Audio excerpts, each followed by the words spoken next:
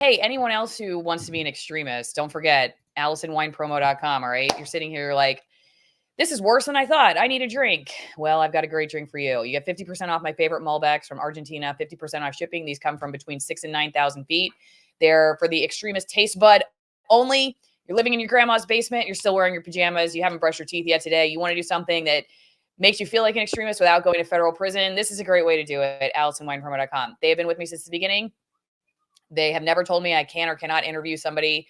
They will not tell me I can't interview Justin. Frankly, they wouldn't tell me I can't interview James O'Keefe. I should say I did reach out to James O'Keefe. I don't have anything yet I can report back, but go check them out. It's a great wine for a great cause. Grandma unfriended you on Facebook because of this original video. Now you're listening to Justin. You're like, man, I didn't realize all that. I'm going to go bring my grandma a nice bottle of wine. She'll forget all about it. AllisonWinePromo.com. The video you are about to see is a very, very short clip from a longer interview that you can only get on the other platforms where I live stream. That would be Rumble, Rockfin, and Locals. Consider joining over at AllisonMorrow.locals.com so you can support the editorial board, be one of the people who got to ask questions for this interview. Justin Leslie is here live with me. He is the man behind the new documentary Project Whistleblower. He is the whistleblower. You will probably recognize this guy here in the bottom left screen. This is somebody from Pfizer. I'm going to have you go into this in a second, Justin. You can tell us exactly what was going on there. But I think a lot of people will recognize this video and this guy, Jordan Walker, because it was Project Veritas video that went viral. And you were on this fake undercover date with this guy. And you're the guy who recorded this, right? Yes. When you took the job at Pfizer, your whole point in taking the job was to get in there as a journalist, or you were thinking you were going to, as a scientist, change the culture there, and then the journalism thing came up after that? So I didn't go to journalism school. I was not a journalist by any means. You're better off. You're better off. I was not a journalist by any means. I went to pharmaceutical sciences school in Rhode Island, and my whole journey was going to be about getting into drug discovery, actually, Allison. And so, I wanted to actually help, create drugs to cure rare diseases, as I was diagnosed with one when I was about 10 years old. So that's where all this passion comes from in going into pharma, right? So you were diagnosed with an injury. Is that what you just said?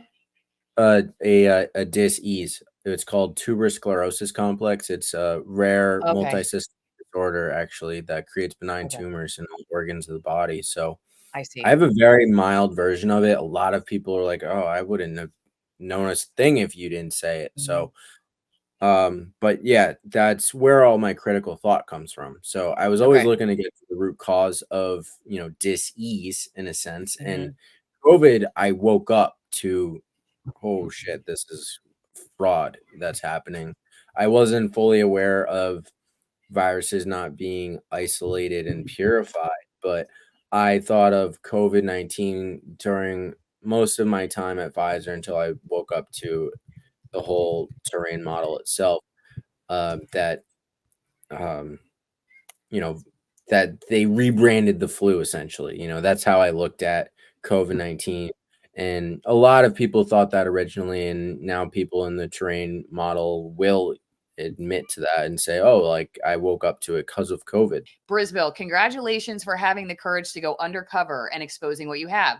I understand your resentment towards O'Keefe for not disclosing all of your findings, but is it better he gets sued out of existence or listen to his lawyers to keep exposing what he can, that, like in your case, the rest of the story is told? And that's, again, AllisonMorrow.locals.com. Go ahead, Justin.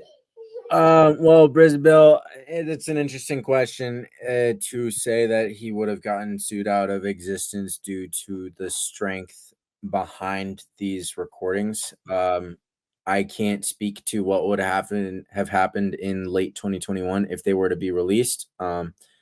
Ultimately, I look at them as exposure of crimes against humanity, and I mean there is more behind the terabyte drive that I don't have in my possession right now. So I can't speak to exactly what is on that, other than I know for a fact the FDA quote is on there, or I pray that it's on there. They might have took it off and deleted it, but I provide context to the entirety of that whistleblower situation, and um, yeah, it's an interesting question, and I just, I've been traumatized psychologically this entire time, in the sense of I went through this entire experience as a whistleblower. I was told I was going to have a whistleblower story.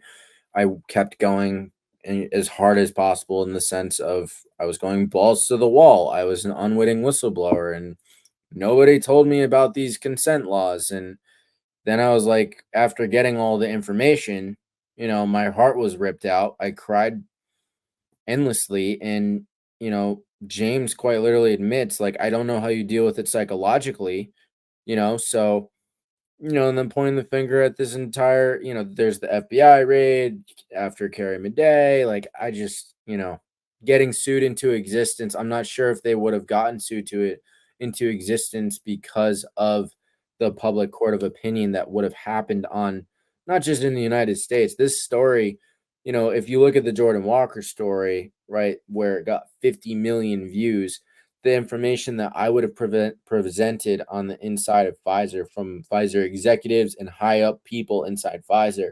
Imagine the amount of views and the amount of people that would have been on board and supporting whatever lawsuit that he would have been sued into existence for.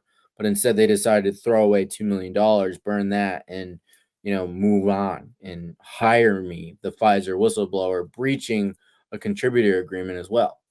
To say that he was going to get sued into the end of existence or whatnot would it's a really interesting thing to say from my perspective, just because of the situation that we have touched on already, Allison, of the fact that, well, he gave me this equipment, and I was doing what I was doing on the inside, didn't acknowledge the legal situation until the very, very end with me at all, right? Never told me what recording consent law was.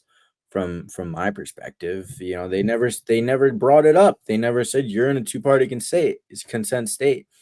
I was baffled that they at least couldn't have brought that up.